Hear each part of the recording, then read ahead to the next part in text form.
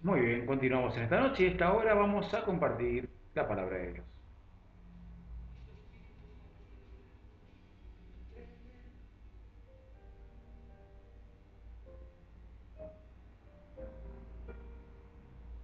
En esta hora pedimos al Espíritu Santo, en el nombre de Jesús, que nos acompañe, que esté aquí, que lo que hablamos, lo que hablemos, sea de parte de Dios, en el nombre de Jesús. Muchas veces se ha hablado de los llamados, de los siervos de Dios. A lo largo de la Biblia tenemos infinidades de experiencia de los siervos de Dios con nuestro Señor. En el Nuevo Testamento tenemos aquello que habían experimentado el comienzo del ministerio de Jesús aquí en la tierra. Tenemos los primeros cuatro discípulos, Pedro, Andrés. Andrés se cree que él era discípulo de Juan el Bautista y después él le comenta a su hermano Pedro para sobre el Señor, sobre Jesús, aquel que debía venir. Después se acerca a Santiago, hijo de Zebedeo, y a su hermano Juan. Dice que esos dos discípulos estaban en la barca junto con su padre, remendaban las redes y él los llama. Ellos dejaron al instante la barca a su padre y lo siguieron. Muchas veces fue motivo de meditación estas actitudes de los discípulos. A Mateo le pasó algo parecido. Mateo era un cobrador de impuestos. El Señor pasa y le dice que lo siga y Mateo deja todo y sigue al Señor. ¿Qué nos hace ser elegidos a nuestro Señor? Seguramente aquellos que están escuchando en esta noche han tenido ese llamado de parte de Dios. Mi experiencia personal, como siempre comento en este lugar, en muchas ocasiones me hace meditar qué me dio el Señor para que me elija llevar la palabra de Dios. ¿Qué nos ve el Señor a cada uno de nosotros para llevar la palabra de Dios? Fijémonos en Moisés, por ejemplo, un elegido, él fue el elegido de guiar al pueblo elegido de Dios a la tierra prometida, aunque él no pudo entrar. Y Moisés, que había crecido en un palacio, porque la había hallado gracia a los ojos de la hija de Faraón, había cometido asesinato. Y Moisés, sin embargo, el Señor lo eligió para guiar a su pueblo. Como vemos en Abraham, por ejemplo, Abraham era un hombre lleno de fe, pero en muchísimas ocasiones, según la Biblia, su fe claudicó porque el miedo se había apoderado de Abraham. Y así diferentes. Elías. Y como hablamos en el programa pasado de David, David es uno de esas incógnitas después de haber pasado por cometido pecado. David siguió siendo la simiente del pueblo de Dios. Nosotros hoy, cuando tenemos ese llamado de parte de Dios, a veces nos ponemos en este estado de meditación y pedirle al Señor y preguntarle qué nos vio a nosotros.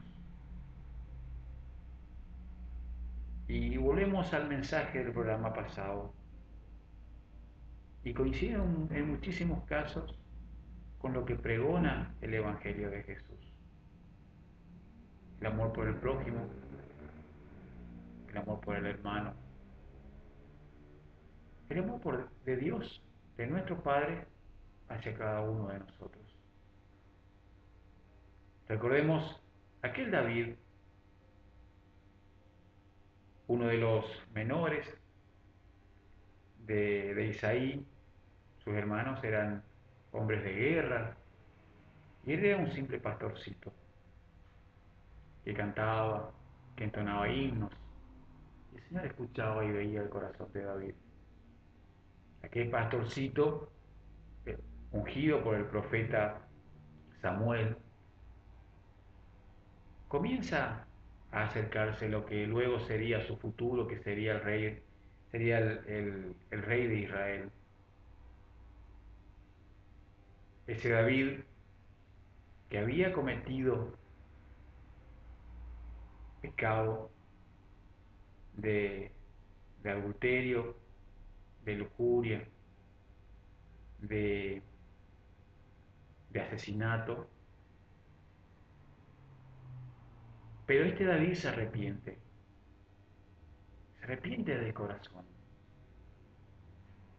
Él le pide a nuestro Dios en el Salmo 51 que el Señor lo perdone. Él le pide con arrepentimiento, con un gemido desde lo más profundo de su ser, que el Señor lo perdone.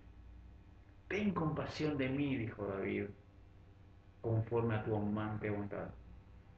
Conforme a tu inmensa ternura, borra mis transgresiones. Lávame a fondo de mi maldad, límpiame de mi pecado, porque reconozco mis transgresiones y mi pecado está siempre delante de mí. Decía David en el Salmo 51, contra ti solo he pecado e hice lo malo ante tus ojos. Pues tú eres justo cuando hablas y sin reproches cuando juzgas. Purifícame, decía David, purifícame con hisopo y seré limpio. Lávame y seré más blanco que la nieve. Hazme oír tu voz y alegría, y se recrearán los huesos que abatiste.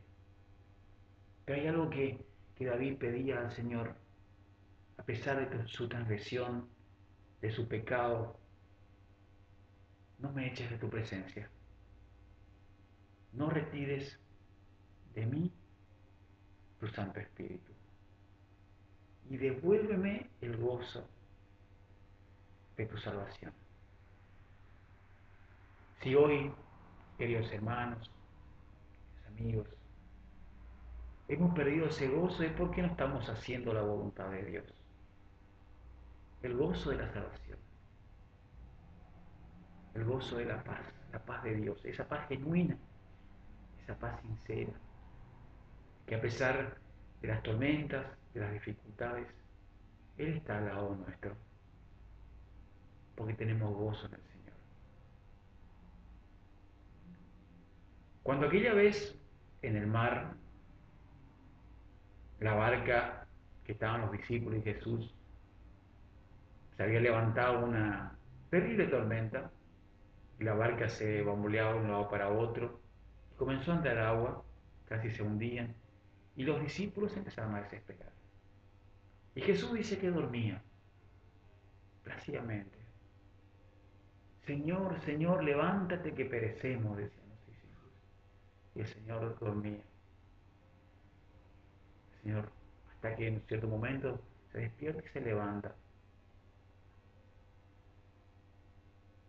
Hombres de poca fe, dijo Jesús. Y con unas palabras reprende al viento, al mar, y todo queda en calma. Porque esa es la paz que debemos sentir en nuestro corazón cuando estamos en los caminos correctos. Podemos tener dificultades, tropiezos en la vida, pero debemos tener un espíritu dispuesto de arrepentimiento como lo tuvo David, y que Él nos devuelva el gozo de la salvación. Fijémonos en aquel siervo de Dios llamado David, que era rey sobre Israel. Sobre David pesaba el cuerpo muerto de su hijo Absalón, que se volvió en contra de él.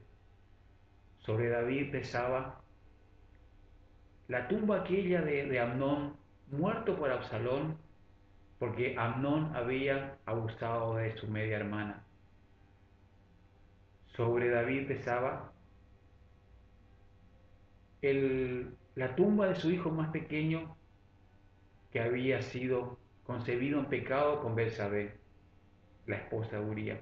Sobre la espalda de David pesaba la tumba de Urías elitita, uno de sus capitanes, esposo de Betsabé. Pero el Señor escuchó su oración y lo restituyó. Porque, como hemos manifestado este mensaje, el Señor saca lo mejor de cada uno de nosotros. Para el Señor no hay pecado grande, no hay pecado chico. Simplemente son pecados contra nuestro Señor, contra nuestro Dios. Por eso, amigo, hermano, familia, que escucha este espacio, este ministerio cristiano, cuando somos llamados, el misterio de qué nos ve el Señor, qué ve de nuestro corazón, solo Él sabrá exactamente la verdad. Cuando estamos en los caminos del Señor y aceptamos su voluntad, tenemos ese gozo. Si estamos en pecado, ofendemos a nuestro Dios y perdemos nuestro gozo. La presencia de Dios en cada uno de nosotros depende de nuestras conductas, de respeto por nuestro Dios y del cumplimiento de las leyes de nuestro Dios. Para que podamos estar en su presencia y no nos sentimos dignos, debemos pedir perdón.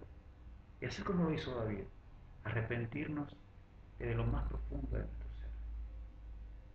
Decir, Señor, devuélveme el gozo de tu salvación. Devuélveme la paz que he perdido. Y eso es la clave de todo. El gozo y la paz de nuestro Dios. Porque, como decíamos hoy, a veces pasamos por huracanes, fuerza número 5. Pero ¿saben qué? Para el Señor nada es imposible. Pueden pasar destrucciones letales. Si estamos en presencia de Dios, todo pasará de largo y tendremos ánimo y gozo en nuestro Dios. Arrepentámonos si hemos cometido ofensas a nuestro Dios contra nuestros hermanos. Sintámonos en esa intimidad especial que tenemos con nuestro Padre Celestial. Pidamos al Espíritu Santo que nos visite noche tras noche, para que Él nos examine y nos haga dignos de ese llamado que tenemos en el corazón, de ser llevadores de la palabra de Dios. Eso es lo que requiere nuestro Dios para cada uno de nosotros. Que nos sintamos todos los días un poquito más cerca de Él. Porque a pesar de las luchas, de las dificultades, de las tormentas, Él nos quiere al lado suyo. Él nos quiere en la morada celestial. Meditemos de día y de noche la presencia de Dios en cada uno de nosotros.